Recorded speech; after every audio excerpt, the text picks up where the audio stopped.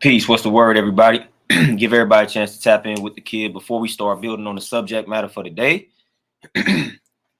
We talking about health and fitness today, man. Y'all see the title of this stream. Too much cardio slowing down metabolism. I'll break down some myths today, man, and give y'all some jewels on the way to approach your health and fitness goals. If one of the goals is to burn fat, lose a little bit of weight. So I'm gonna give y'all some jewels, man, to assist y'all on that journey. So hopefully y'all got about an hour or so to chop it up with the kid.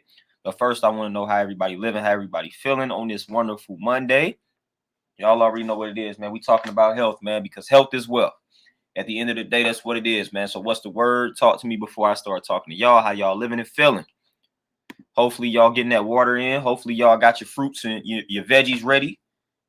All that good stuff, man. Montel, peace. What's happening? What's the word? Magic, peace. What's happening? Ray Shine, peace. What's the word? Montel, man, everything is smooth, man. Everything is balanced and peaceful this way, man. We all good. Chris, my brother, peace. What's happening? What's the word? Ray Shine, there you go. You say you fasting today. Let's get it. You doing the full 24 hours? What you got going? You know, different forms of fasting, man. What type of fast you on? Full 24 hours of water? What are the details of said fast, my brother? But yeah, man, I want to break down the myth, man. I want to break down the myth in regards to cardio, then strength training, lifting weights, all of that good stuff, man. I am a big advocate of lifting weights when it comes to losing weight, burning fat, things along those lines. I'm not a big traditional cardio fan, like going for walks and getting on the treadmill, being on the treadmill for 30, 45 minutes. It's very unnecessary, and that can become detrimental at the end of the day. And a lot of people don't know that. A lot of people don't know that. A lot of people don't know that it can become very detrimental when you are doing excessive amounts of cardio. And when I say detrimental, I'm not just talking about your joints, your knees, and your lower back and things like that. I'm talking about your heart. Like, people don't even know that. People think cardio is great for the heart. Well, I'm gonna read something to you that tells you that excessive cardio is actually bad for the heart and doesn't necessarily promote longevity and things along those lines.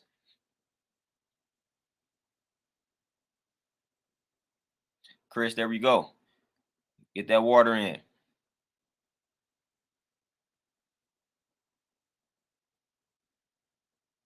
Bonafide. Stay tuned. Tapped in. Stay tapped in. I probably got some answers for you.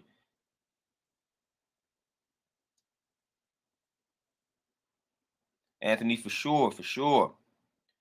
She, peace, what's happening? There you go. There you go. But a lot of people, man, a lot of people afraid of the, and let me clarify something too when we talk about resistance training or strength training. Calisthenics is included in resistance training. Let me say that. So when you hitting the burpee, when you hitting the push up, pull up, that falls in line with resistance training, strength training. So when I'm talking about strength training or resistance training, calisthenics is included in that. So a lot of people always ask me about doing like calisthenics and whatnot. So I just want to say that is included in resistance training. So again, let me say that again. Calisthenics is included in resistance training and strength training. It is included. Sweet tea piece, what's happening?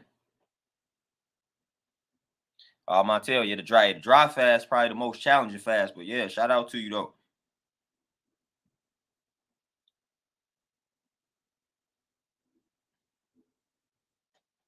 Bonafide. And it depends on the situation there, but yeah, most definitely. If you're not feeling good, if you overwork, you already fatigued, then exercise can be detrimental depending on what it is that you are actually doing.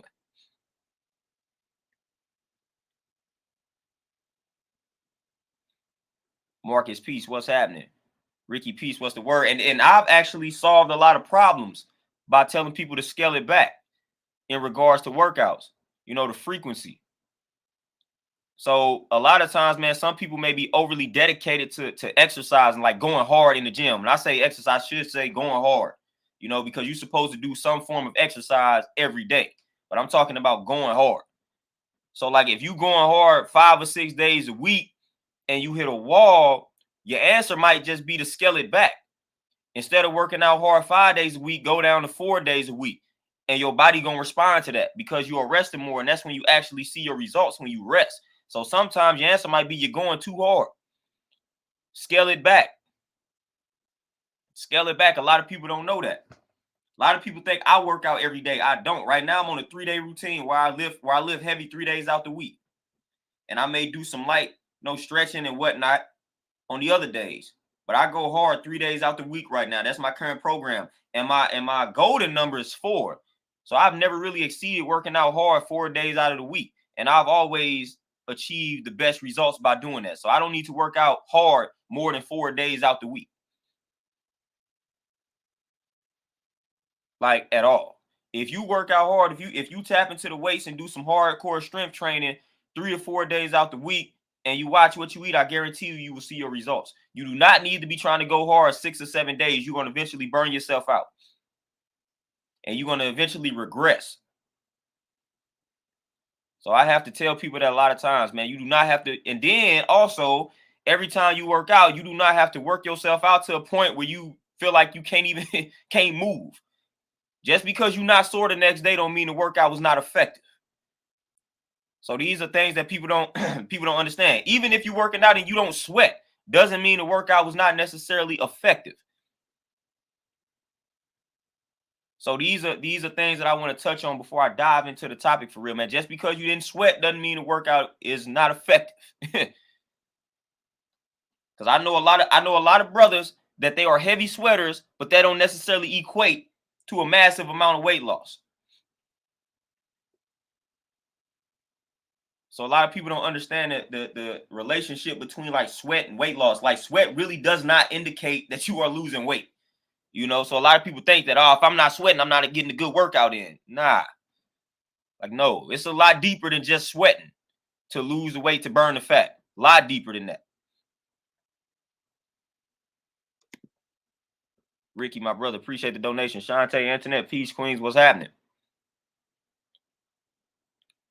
Ricky, you say, what's your take?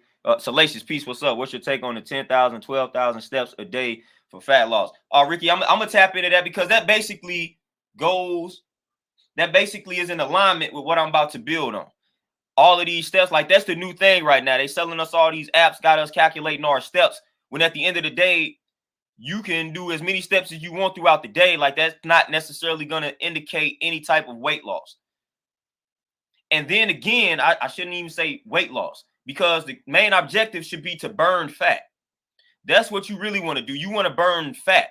You do not want to have high amounts or high levels of body fat. You want to burn the fat. So you can essentially stay exactly where you are at in regards to weight. Now, of course, if you like obese, 50 pounds overweight, then again, you want to get that number down. But if you had a decent size, you may not necessarily want to drop weight, but you want to burn the fat and build more muscle. So you can stay at the same size. If you 160, but you have a high level of body fat, you can stay at 160 and have less body fat, more muscle, and like the way that you look. So when some people say they want to lose weight, what they are really saying is, I just want to burn fat. I want to get rid of the fat. That's what some people really should start saying, because some of you don't have the objective to necessarily lose weight, because you can lose weight in a multitude of ways and you may not necessarily like how it looks. Prime example, doing too much cardio. Yeah, you can essentially lose weight, but guess what you're going to end up losing in the process of that? Muscle. So you're going to end up sacrificing muscle if you do excessive amounts of cardio, and you're not going to like how you look. So you may have dropped the weight, but you don't like how you look because you have lost muscle in that process. You don't want to lose muscle. Muscle is very important. Muscle is very important for your bones. Muscle is very important for your heart health. You do not want to sacrifice muscle. And that's what doing too much cardio can do. You've seen people that run cross country. The prime example, that the comparison that I like to utilize is look at the cross country runner versus the sprinter.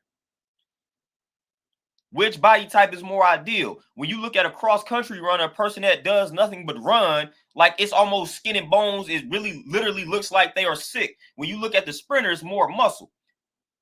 It's more muscle. That's the healthier look. You want to look like the sprinter. You want to have more muscle. You don't want to just sacrifice your muscle to where it's all skin and bones. That's not protective for your bones. So you want to build the muscle. So that's the prime example. Look at a cross-country runner, your typical cross-country runner. Because in this day and age, you have cross-country runners that look like sprinters, but your typical cross-country runner, somebody that all they do is just run long distances, compared to the person that sprints. And they do the short bursts, like the HIIT type cardio workouts. Way different body types, and more than likely, you would be more fascinated with the sprinter body type opposed to the cross-country body type. The cross-country body type is the prime example of why I'm talking about cardio and why I don't necessarily like cardio. And you should always be striving to build muscle, because again, when it comes to burning fat, the more muscle you have, the more calories you will burn, the more fat you will burn. That's the science. So you always want to focus on building muscle, because in order for your body to maintain that muscle and to grow new muscles, bigger muscles, it has to burn calories. It has to burn more calories. So that's what you want to do. TZ Peace, what's happening?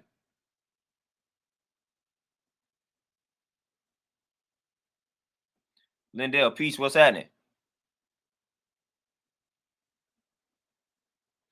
Rohan, you say, hurt my knee last June, running after lockdown, got COVID this January, my knee problem got worse, looks like bursitis or ligament injury. Yeah, that's that runner's knee, and that's real in the field.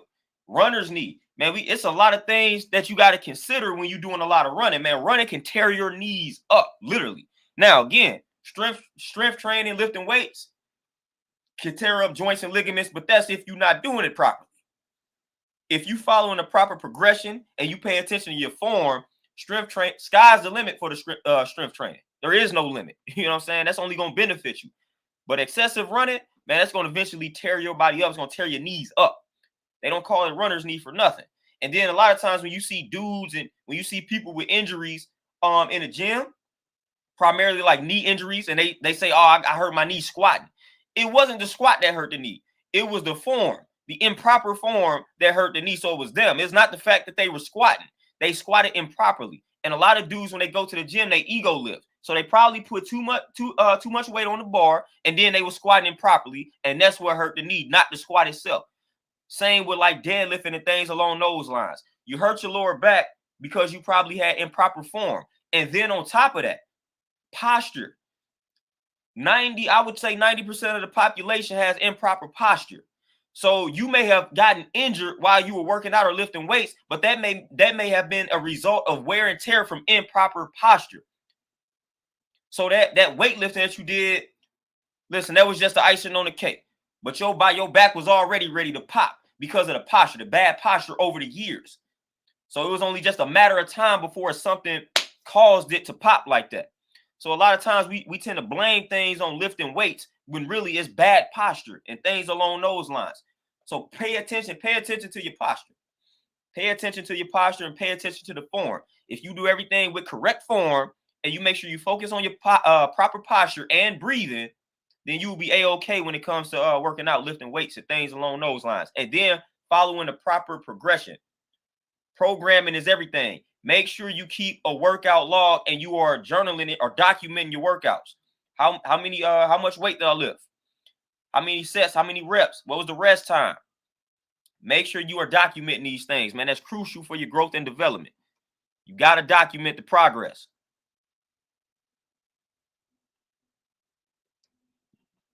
Doors Garden, peace, what's happening? You say, what exercises can you do to gain muscle and lose fat? I got you. Give me a second. I'm finna explain all of this. Now, let's build on this subject matter. All right, so we talking about too much cardio slowing down metabolism. First of all, let's break down the word metabolism. The simple breakdown of metabolism is the body's process of converting food and drink into energy.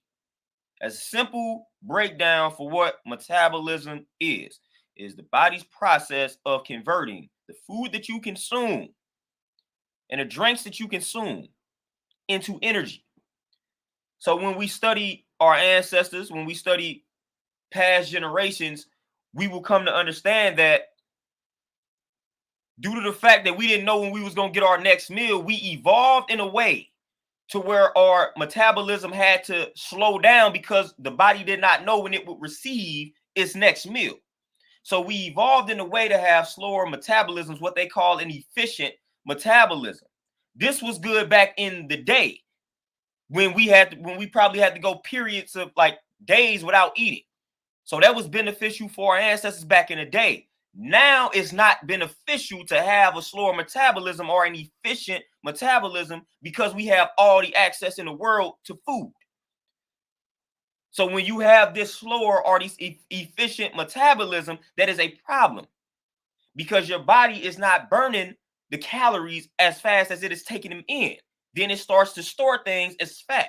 Now you see how that becomes a problem. So you want to have a fast metabolism because when you have the fast metabolism, then you are burning these calories at a quicker rate or at a faster rate.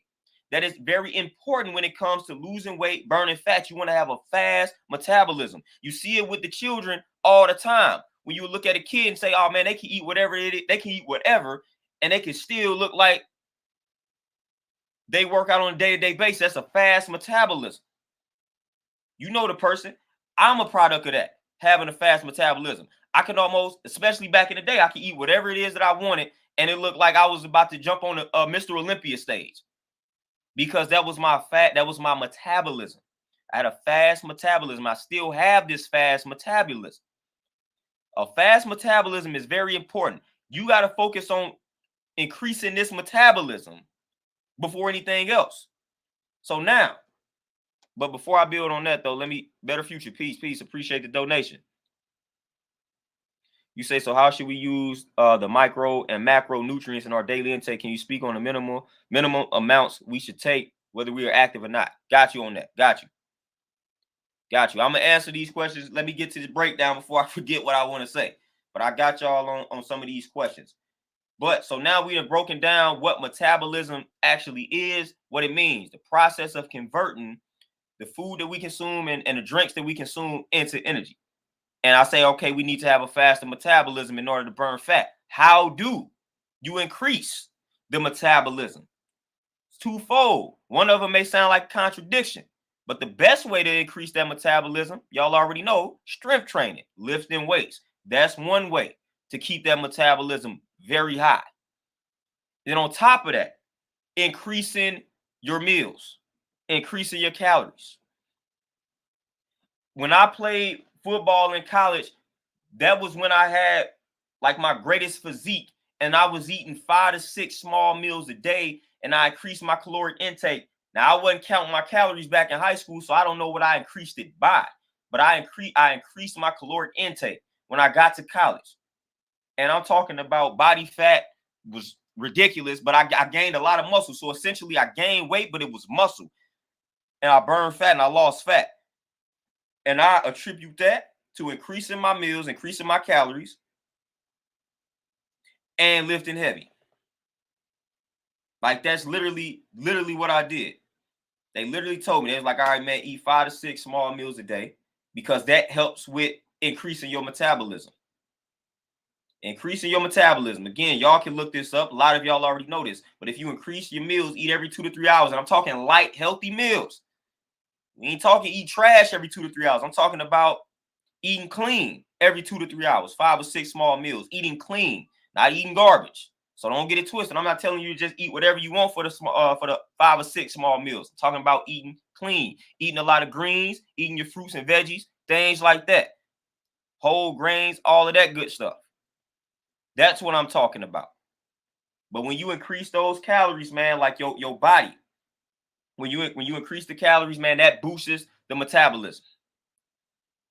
Just like when you reduce the calories to a certain point, when you go crazy on, like a lot of times people go on these diets with the calorie reduction diet, so they reduce their calories by a lot, and eventually your body hits the starvation mode to where it clings onto the fat because it thinks it's starving. That's why a lot of times when you see people reduce their calories in order to lose weight, they initially drop 10 to 15 pounds, then they hit a wall and they stop. That's when your body hits the starvation mode. It's trying to cling on to the fat. It's trying to cling on to the fat. And when it starts to do that, it's going to cling on to the fat, and then you may sacrifice some muscle. So when you reduce your calories by too much, that's what's going to happen. You're going to sacrifice muscle, and your body going to start clinging to fat. because it thinks that it's starving. And it's not, it don't want to sacrifice the fat, so it's going to go after the muscle. So again, that's very important. I've seen a lot of people do that. I'm just going to reduce my calories. That's going to work to a point. It's going to work to a point. It's going to work up to a point. Like I said, you may lose 10, 15, 20, whatever the case. Then you're going to hit that wall. Happens all the time. Happens like clockwork. It's science. It's science. So you don't want to reduce your calories by too much. I say reducing it by 500. That may be like the golden number to reduce it by, but you don't want to go anything lower than that for the most part. Because you reduce the calories by too much, like I said, you're going to hit that wall and your body going to start, it's going to sacrifice some muscle. It's going to sacrifice some muscle.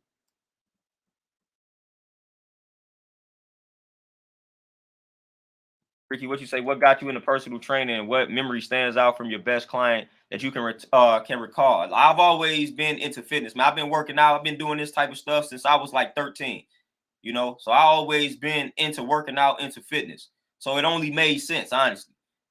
Like I went to college, man. I played a little bit of football in college, man. So I fell in love with working out, like for real in college. I mean, I always been strong. I always, like I said, lifted and whatnot. Always been one of the strongest in the room and on the team.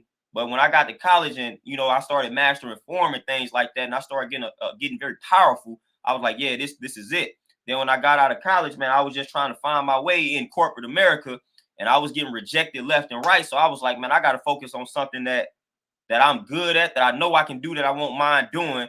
And the only thing that made sense was training at that point. And I never looked back. So I got certified and I never looked back.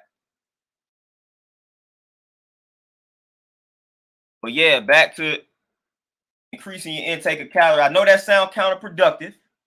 I know that sounds very counterproductive, me telling you to eat more to burn.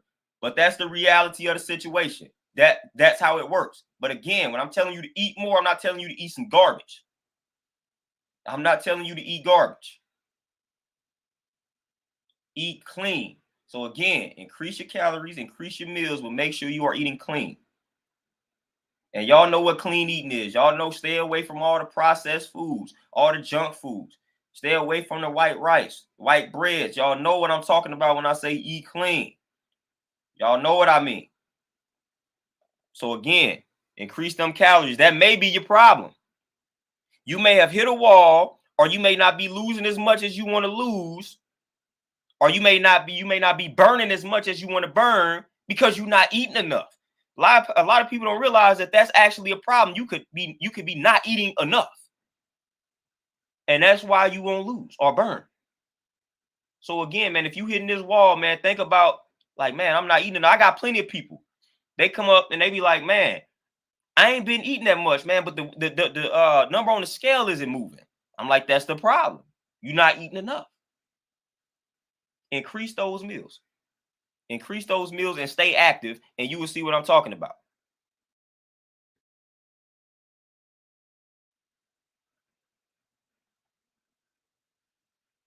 Don't be afraid to eat, y'all. Don't be afraid to eat. Again, eating good meals. Don't be afraid, especially if you are active. Again, get active though. You must be active. So if you are active, do not be afraid to eat clean meals. It's not a problem. It's not going to harm you. I try to get my meals in. Does it look like I'm overweight? Does it look like I'm obese? Eat. Eat, people. Eat clean. A better future. To answer your question, my brother, the micros and the macros for the daily intake, the minimum amounts that we should take, whether we are active or not, I'm gonna probably do a whole video on that, because I want to break that down. I want to make a video so that people can go to that video for a reference to break it down. I feel like if I break that down right now, people gonna miss it. So if I do a whole video on that, then I feel like that would make more sense. So I'm gonna definitely tap into that on another video in regards to the micros and the macros and things along those lines. But I will say this: carbs should dominate. Carbs should dominate. They done told y'all to stay away from carbs, but I'm gonna tell you, carbs should be about 60 to 75% of what you consuming. And again, we talking about the complex carbs. People don't understand a vegetable is a carb. A fruit is a carb. These are not things you should be running away from. You know, so eat your good carbs, your complex carbs, your whole grains, your fruits, your veggies. These things are very important. Consume them. A sweet potato, like consume that. Don't run away from that. Your body needs that. Your body utilizes that as fuel. So again, carbs should dominate. And I'm gonna tell you another thing. Protein is not as important as I've always said. Protein is not as important as we've made it out to be. I got the book Proteinaholic, and in that book, he stated that once our protein exceeds about 10%, then we start becoming prone or susceptible to certain diseases and ailments. In the book Proteinaholic, grab that book, and he tells you, he builds on how we have become proteinaholics, how we think we got to have an excessive amount of protein on a daily basis. It's really not that important, especially considering how the body operates when it comes to recycling amino acids. We don't really need to be consuming all the protein that they have that they got us believing. It's not that important. It's important, but it's not that important. And then we got to break down your level of activity. If you're somebody like me and you lifting heavy weights, you're going to need more protein than a sedentary person. So again, I'm lifting heavy weights, so my protein intake is probably going to be the highest of the high because I have to, because of the amount of stress that I'm placing on my body by lifting heavy weights, helping with my recovery, and it's helping me build stronger muscles.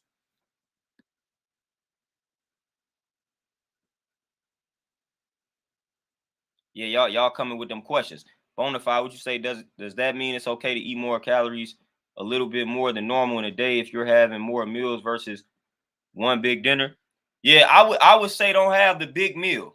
I would say just have the small meals throughout the day. So yeah, most definitely. But if your schedule is in a way to where you kind of had the 3 big meals, then yeah, the small meals in between those 3 could work. But I was eating like light meals every 2 to 3 hours like clockwork. Shantae, definitely. Gotta tell them clients to eat. Yeah, shot by yeah. Tonio, man, I'm about to mess your name up. But yeah, bodybuilders get extremely lean, 8% body fat. Yeah, my body fat last time I did it was like 11%. Big Smooth. I can't stand diets. But nice, peace. What's happening? Queen, what's happening? How did you increase your PR in the gym? Oh, hey, I follow right now. I'm following a routine out of this book called The Power Building Blueprint. When it comes to increasing PRs and building strength, programming is everything, man. You got to find out your maxes, and then you're gonna operate on a percentage basis. So then you're gonna follow a program to where each week you increasing the percentage that you are lifting based on that max.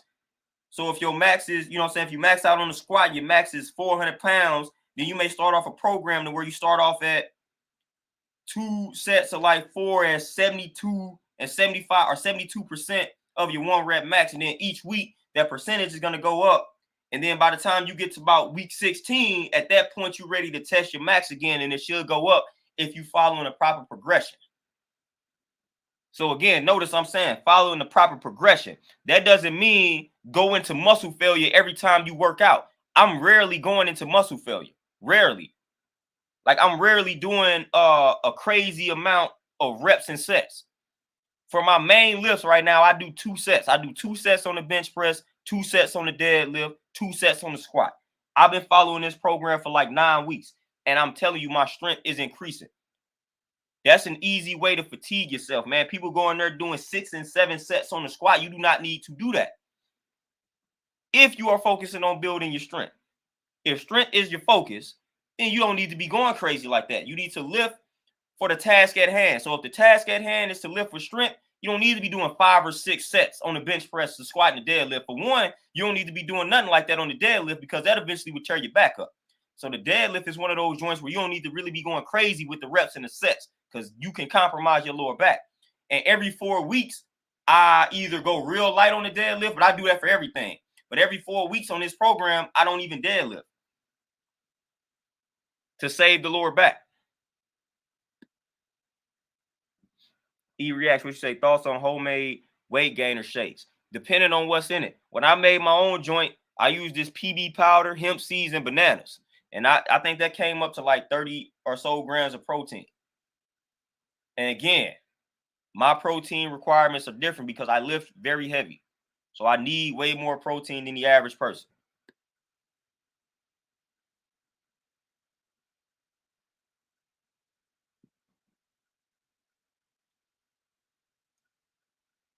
Hey, Bonafide, it's all good. We all learning. Jasmine, peace, what's happening? Corey, peace, what's the word? Sweet Tea say, do you suggest working out every day? I have been in the gym every day so far this month. I live daily. Now, again, I touched on this earlier, but I think you missed it, Sweet Tea. When it comes to working out, when we say every day, yes, we should do some form of exercising every day. But when it comes to lifting, you really only need to lift, I say, about 3 to 4 days out the week. 3 to 4 days out the week lifting. That's cool. The other days, that's when you could do light cardio, or I would do like some HIIT cardio, like sprints, running up some hills, some stairs, jump rope, boxing, something like that, playing basketball, whatever the case. I would do something like that opposed to going for a walk or getting on a treadmill. But you only really need to lift, I say, about 3 to 4 days out the week, unless you're trying to bodybuild. If you're trying to enter bodybuilding competitions, then that's another thing. But I would assume most of us are not trying to bodybuild.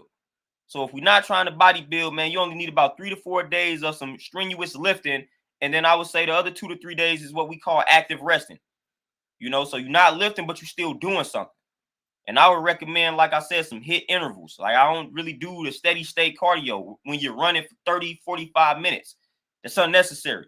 Matter of fact, you're going to get way more bang for your buck by doing the things in short bursts. Like when you sprint, get on a treadmill and you go as hard as you can for 30 seconds, jog lightly for 30 seconds, and you keep doing that for like 7 to 10 sets. See how many calories you burn compared to being on a treadmill at a slow speed for 30 minutes. You're probably going to burn more doing the intervals.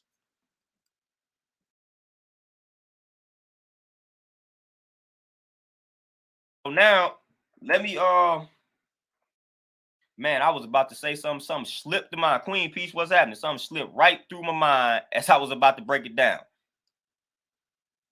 Hate when that happens, man. When you got so many things running through your mind, when you about to break something down, you forget.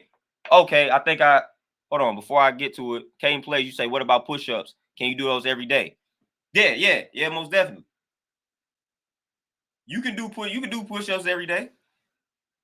Look up, matter of fact, look up Mike Tyson push-ups. Mike Tyson push-ups. Those are those push-ups could get interesting. But look up Mike Tyson push-ups. But another thing, I just remember what I was about to break down. But what I want to break down, again, in reference to strength training versus cardio. One of the main reasons why I go so hard for strength training. The thing about cardio, okay, let's say you're on a treadmill and you're on this treadmill for 30, 45 minutes. Some ladies, they get on treadmill, be on that thing for hours, for an hour 30. It's very unnecessary, very unhealthy. But let's just say you 30, 45 minutes on a treadmill. Let's say you burn 500 calories. In the cardio world, once you step off of that treadmill, you're done burning calories. So that 500 that you burnt while being on that treadmill is it. If you leave after that, you've only burned 500 calories and you will burn no more as a result of that cardio. The great thing about strength training, you not only burning calories while you are lifting the weights, but the way strength training works is you will burn calories throughout the day. So when you're not working out, you are still burning calories as a result of the strength training that you did earlier. You're burning calories while you sleep. And burning calories is the name of the game. You want to burn more than you're taking in.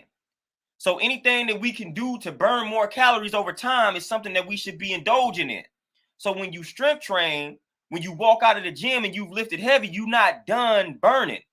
But when you jump off and when you get off of that treadmill or when you stop walking, you're done. So when you look at that watch, you say, man, I done walked 20 laps and I burned 600 calories. Well, when you go home, you done. When you sleep, you done. You're not going to burn anymore as a result of that cardio. But when you go heavy on the squat, heavy on the deadlift, and you look at your watch and that mug say, I burned 500 calories. you're going to burn some more throughout that entire day. For about 24 hours, you're going to still be burning based off of that heavy lifting. That is why strength training is very beneficial when it comes to fat burning, because you are not done burning the fat once you leave the gym, once you stop working out. You will still be in that burning mode. You will still be burning calories. Burning calories is the name of the game. It's the name of the game. So when you're doing all this walking, when you're doing all this treadmilling, whatever number you see on that treadmill or at watch, that's it. So if you just got on that treadmill and burned 500 calories, that's it. So if anything, now I'm not telling people to just not do any cardio, but cardio is like the side that you got the main entree, strength training, resistance training, which is calisthenics, which is push-ups, burpees, all of that. These are included in when I say resistance training. So I had to break that down earlier, and I want to bring that back to the surface. So when I say resistance training, it's not just lifting heavy weights. It's also body weight movements, calisthenics. That's resistance training. So again, that should be your main entree. The side dish, cardio is a good side dish. It's not a good main entree though. So if that's the main thing that you are doing, I guarantee you that you will not like how your body looks. But if resistance training is your main entree with a little cardio on the side, then you're gonna pretty much like how this thing turns out. You're gonna like how this meal turns out, man. When your main entree is resistance training and you got cardio on the side, you're gonna like how your body looks. Especially my ladies out here. Doing all that running. If you trying to build up your glutes and all of that, and you doing nothing but cardio, that's the last thing you're gonna build up. Matter of fact, you're gonna lose that. You better be hitting the weights. You better be doing some hip thrusts with a barbell. And you better be going heavy on those thrusts if you want to build your glutes. Notice I said thrusts and not squats. A lot of people think, oh, if I want to build my glutes, I should squat all day. No, squats are not the best movement for building your glutes, ladies. So stop squatting all day to build the glutes. You got to thrust. Squatting is going to build up your quads. That's what squatting is going to do. It's going to build up your quads. So if you squatting way too much, you're going to end up with some overdeveloped quads. And you're not going to like how your glutes look by just squatting. So you have got to thrust. You've got to thrust. If you are not thrusting, you are not going to like how your glutes are turning out. So you must thrust in addition to squatting, deadlifting, bunch of other things. But you must thrust. Thrust should be the main. If you are a woman and you want to build up your glutes, if you a man and you want your lady to improve her glutes, tell her to thrust. Tell her to thrust. So if you are a fella and you want your lady to grow the glutes, have her thrust, not squat.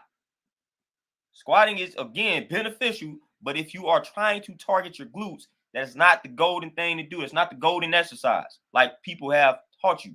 No, thrust. Heavy thrust. Heavy thrust. Telling you. Thank me later. When you start doing heavy thrust, you don't like the way your glutes develop. Trust me. I know. I train people. And I have them thrust a lot.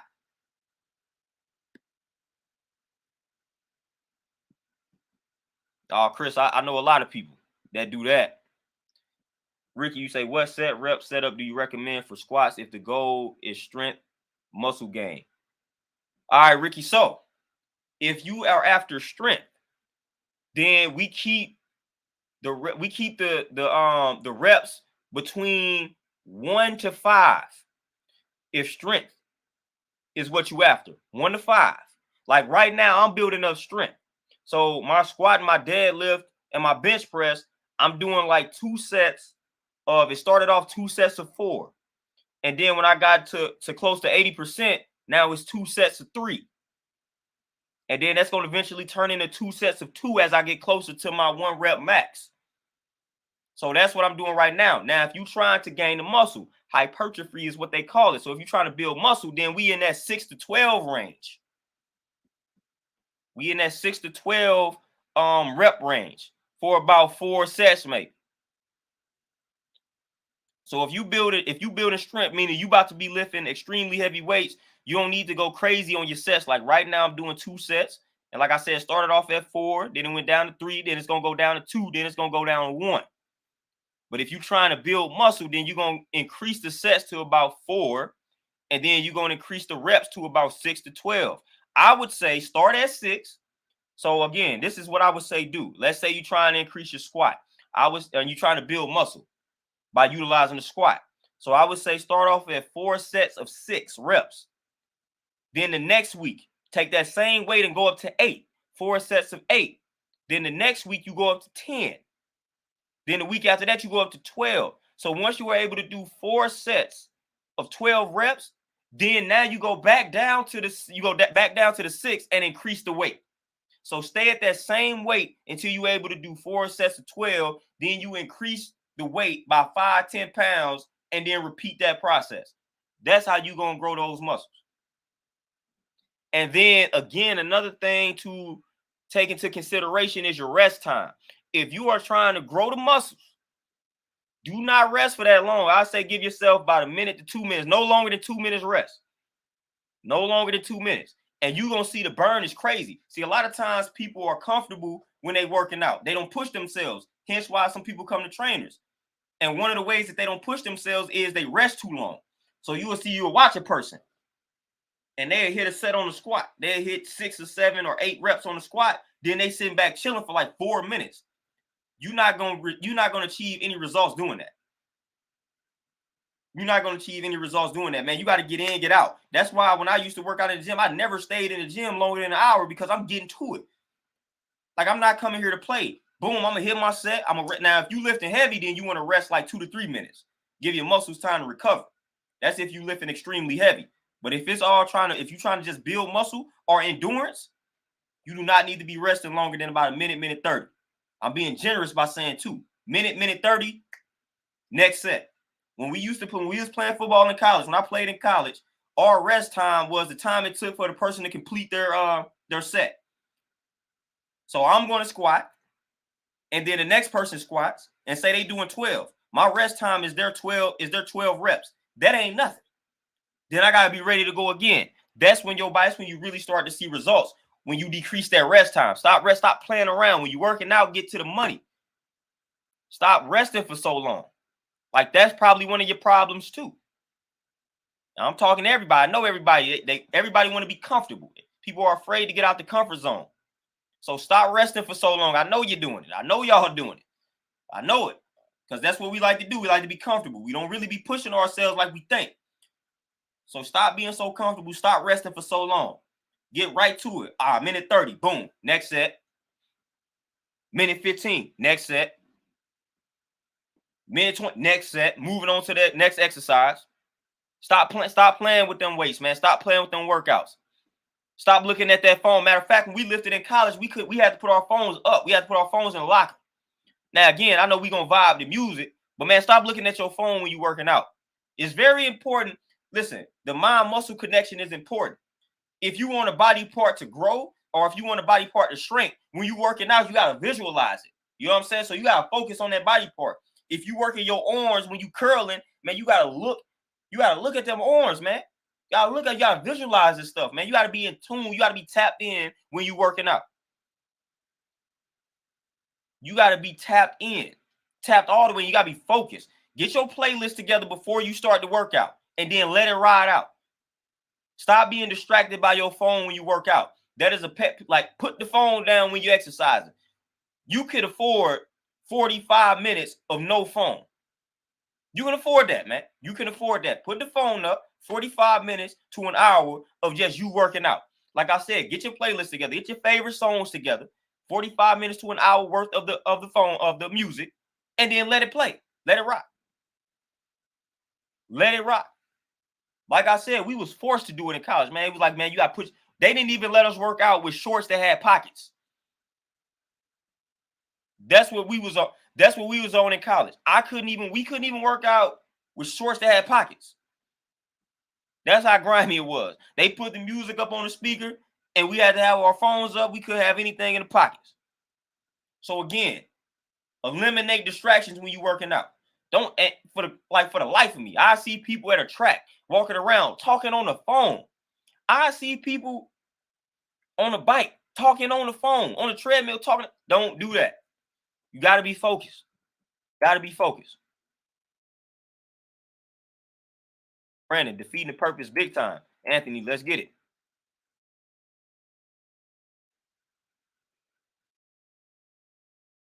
Zenin, you say, what do you think of calisthenics? Calisthenics is included in resistance training, strength training. So I'm all for calisthenics. I do, look, pull-ups is my favorite exercise on the planet. I can do pull-ups all day. You know? So yeah, definitely. You got to master your body weight. You know what I'm saying? You can't be walking around and not being able to pull yourself up. You never know what type of situation you'll be in. You know, so you got to master that body weight. Mastering the body weight is crucial to your growth and development. So yeah, calisthenics should be included in every program. It should be a big portion of every program, calisthenics, because that's involved, that's included in strength training.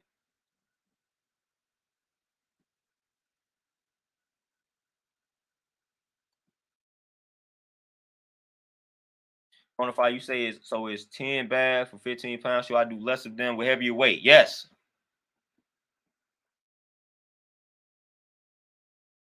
Yeah, Shantae, you being nice. Ricky, yeah, man, Bruce Lee, and shout out to Bruce Lee, man. I studied a lot of Bruce Lee. Obviously, I still study Bruce Lee. I got almost every Bruce Lee book known to man, so that very influential. And he was one of the ones that I don't want to say put me on to the circuit training, but Bruce Lee kind of fathered circuit training in a way. You know, if you study Bruce Lee, like he was on that before pretty much the mainstream got hip to it. Circuit training, which is now what they call HIIT training. Bruce Lee was kind of on that. Bruce Lee was on that. And then he was also on the interval training in regards to sprints. That's what he would do. He would jog, like he would go up hills. He would change like the surface. He would sprint, boom, for X amount of time. Then he would go back to the jog, then he would sprint. So Bruce Lee was on this. He was way ahead of his time with his training methods. And Bruce Lee was one of the first like martial artists to actually start including weightlifting into his regimen, because he talked about how important it was to get stronger, utilizing the weights. So he was one of the first martial artists to advocate for lifting weights.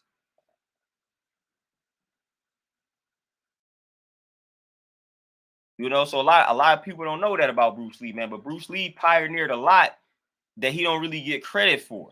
But the circuit training, what they now call HIIT training, Bruce Lee deserves some credit for that. Because he was on that, man. He used to work out in circuits, go from the next exercise to the next, from one exercise to the next exercise without rest. Boom. Superset, trisets, things like that, giant sets, all that. Like Bruce Lee was doing a lot of that. This lack of rest in between, like this is something that Bruce Lee was talking about. Zoomer generation, peace, what's happening? So yeah, now I want to read something out of a book to y'all, man, to further drive home the point in regards to cardio. Let me just read something out this book called The Resistance Training Revolution. I got plenty of other books that corroborate what it is that I'm talking about, but y'all already know I come with the evidence and the documents and the facts, things like that in the books. But I just want to read to y'all some things about the kinds of excessive cardio and the problems that can come along with it. So let me read some things to you all.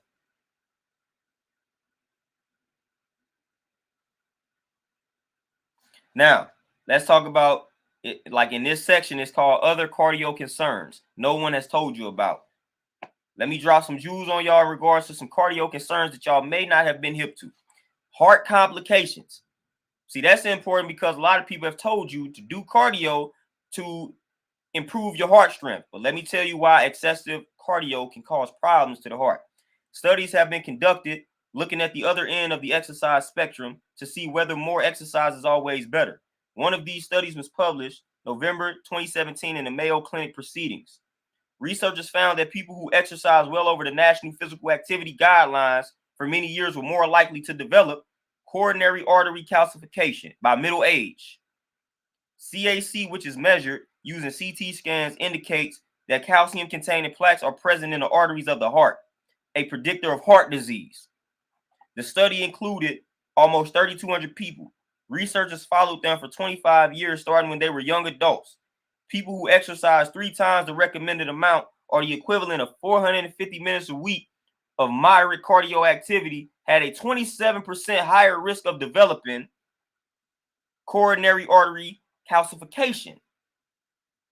during the study period compared to those who exercise the least. Too much cardio over time is risky to your heart health. Boom. Now let's get to the next one. Longevity issues. Exercise is supposed to promote longevity, right? Well, it depends. Studies have found that high doses of physical activity may do the opposite. In one such study, the Copenhagen City Heart Study, moderate joggers who jogged at an average pace 3 to 4 hours a week had a threefold increased risk of dying early compared to light joggers who perform light physical activity less than 2.5 hours a week. For strenuous joggers, the risk of dying was 9 times higher. Strenuous joggers ran at 7 miles per hour on average for more than 4 hours a week.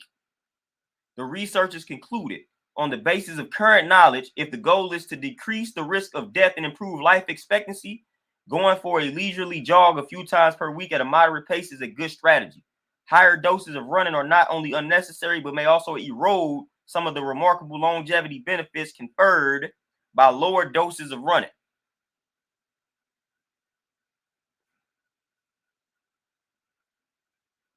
Now, repetitive stress injuries.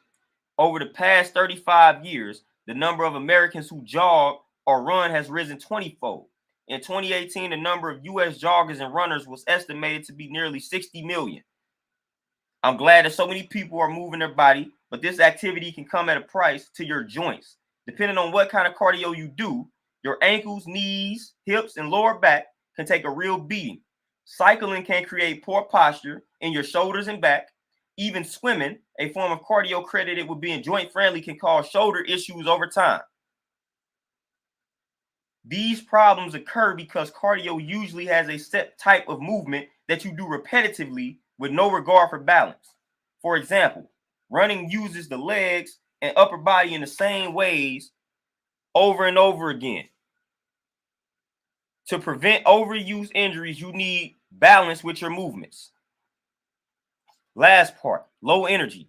Listen to your body for noticeable decreases in your energy levels. Your body cannot adequately recover from a demanding cardio program if you are simultaneously dealing with other stressors in your life.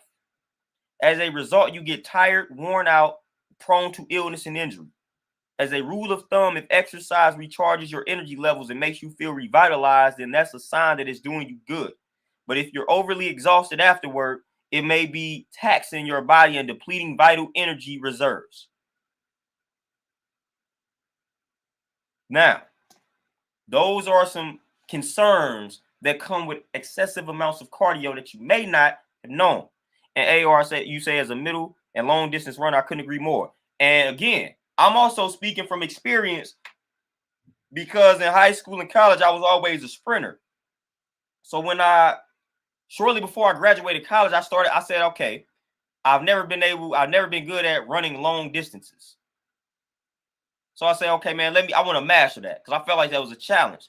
So I started to master the art of running long distances. So I was running like 3 or 4 miles every other day. And I am telling you, never had that many knee problems in my life. And I've squatted 475, 500 pounds. It wasn't until I started to run repeatedly that I started having these knee problems. Never had knee problems. Then when I stopped running, it went away. But I'm talking about I have squatted massive amounts of weight and never had a knee problem. But it was when I started to run those long distances that my knee was bothering me. Every other day, my knee was just bothering me. It was just in pain. And like I said, I've squatted 500 pounds and I've not had a knee problem. But when I started running, knee was killing me. Like I had the runner's knee most definitely. It's killing me. But I was like, in my mind, I was like, I gotta hit this cardio. And then also when I was running, I lost a lot of muscle. That's when people thought I was sick. When I was running a lot, because I lost a lot of muscle. You know, I was getting mad. I'm like, man, it's just because I went vegan, woo, woo, woo. Well, really, not only did I go vegan, but I was also running a lot.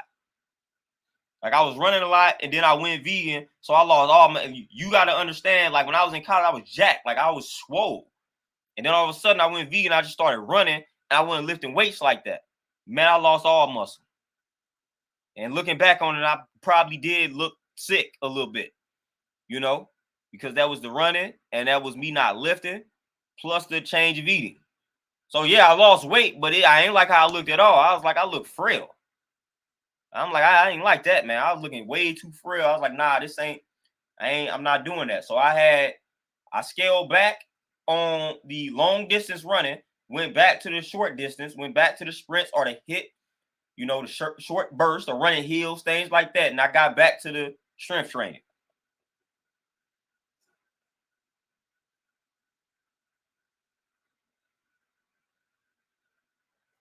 And shortly after that, I started to get my look back.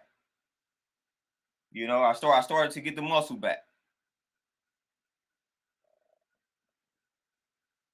AR, you say, how did you get your protein back? Oh, easy. Easy, man. Like lentils, beans, hemp seeds, all that good stuff. Like I said, it wasn't really hard. It wasn't hard for me to get the protein back. If anything, I wasn't necessarily like lacking protein. It was just I had to like increase my meals, because I wasn't eating that much. And then when I would eat, it was light. And then I was very active. So I just wasn't getting enough meals in. So when I scaled back and just started eating a little bit more, then it was easy. A lot of times that's the problem. So it wasn't really necessarily like a protein lack. It was just I wasn't eating enough considering the output, considering the work that I was putting in. I wasn't eating nowhere near enough food. So once I get my meals in, then I'm automatically getting my protein in by default. And that's for like everybody. If you getting your meals in, more than likely you getting enough protein. I'm gonna be 100% sure that if you getting enough calories in throughout the day, you're not gonna be deficient in protein. Bonafide, exactly.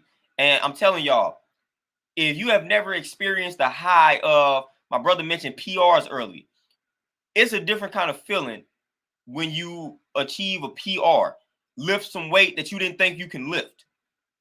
I don't know if you all have been in that feeling, but when you have deadlifted or squatted or bench pressed some weight that you was like, man, I never thought I'd be able to lift that. Man, I'm telling you, euphoria. Like the feeling that you get from that is crazy. Like I'm telling you, like I'm in a different zone when I'm lifting heavy weights, man. I'm lifting something that a lot of people can't lift. Like I feel like it's a high, it's a high. Like that's how I get high. Like that's my drug right there, lifting some heavy weights. Love it. I love it, man. It's no better feeling in the world. Again, especially like again, good form. Always practice good form. So when you pick something up properly, like it's a beautiful feeling. It's a beautiful. I don't know, man. I get amped. Like that's the only time y'all might see me break character and get amped. That's it. Like when I'm lifting something heavy, and I probably still might not get amped, but that might be the only time where I break character and I get amped real quick when I'm going crazy lifting that heavy weight. Like it's just a good feeling, man. It's a very good feeling. Great feeling. You know what I'm saying? You feel like you can conquer the world. Like seriously. You feel like you can conquer the world, especially when you know where you came from, especially when you know what you used to live and you know how weak you used to be. You know what I'm saying? If you went from you could barely squat 200 pounds, so all of a sudden you squat 300, man, you can't nobody tell you nothing for like a week. Like people just don't even talk to you because like, man, listen, I just squat 300 pounds. Just don't play with me, you know?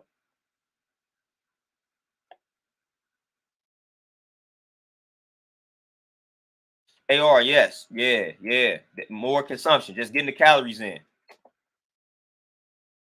Brandon, man, exactly. I'm telling you, you feel like can't nobody stop you. And if somebody tries to, you feel like you just toss them. Like, you know what I'm saying? It's a great feeling. And that's why they say Tukey Williams, man, when they used to live back in the day when they used to live, I mean, it was kind of gross, but they used to, you know what I'm saying, hold off on taking a shower because they used to like that pump.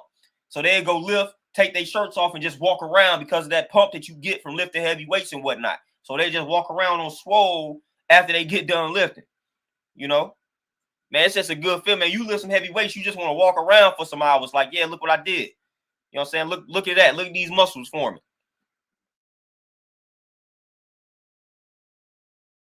Oh, Shante, man, the confidence, everything, self-esteem, confidence. Some people get a little cocky, you know what I'm saying? Like it's just like you lift a certain amount of weight. Like I said, man, you can't, you know what I'm saying? Somebody, they can't tell you nothing at that point. They can't tell you anything. Bonafide, yeah, 250, let's get it. Oh, AR, I hate Planet Fitness. And for beginners and whatnot, it's cool. Planet Fitness can serve its purpose for certain people. I just hate that. I hate that gym. Hate it. I used to take people used to have me come in there with them to train them. I can't stand that gym, man. I need to be able to drop weights. You know what I'm saying? I need to be able to just go crazy, lift heavy weights, walk around with a sleeveless shirt. They be like, oh, that's intimidating. I can't get down with that environment.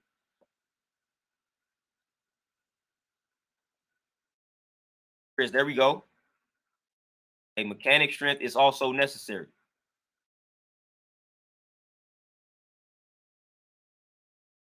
Salacious, you say you stuck at 140. It's programming. It's programming. You know what I'm saying? If that's your max, then you gotta program properly. So you gotta follow like a 16-week progression based off of that max. You know, start off at, like I said, about 72% of that max. You know what I'm saying? 2 sets of 4. Then the next week you're going 75% of that max. 2 sets of 4. Then the third week you may be going 77% of that max. 2 sets of 4. Then the fourth week, and this is also important when it comes to programming. Every fourth week, I do what's called a deload week, meaning I scale back on the intensity on the main lifts.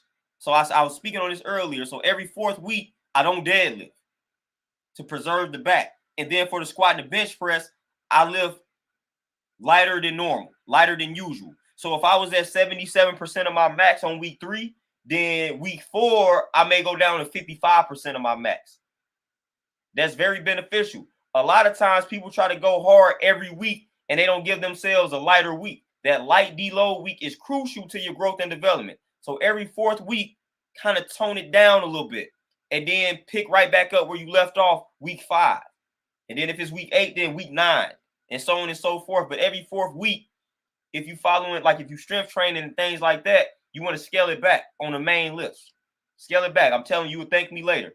Your body definitely will thank me later. That's how you avoid injuries. That's how you prevent injuries. Scaling it back every fourth week.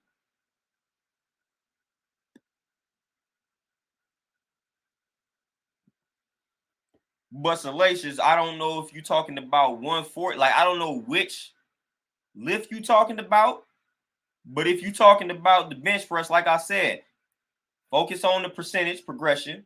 And then every fourth week, do the deload. And then again, like the accessory movements is crucial too.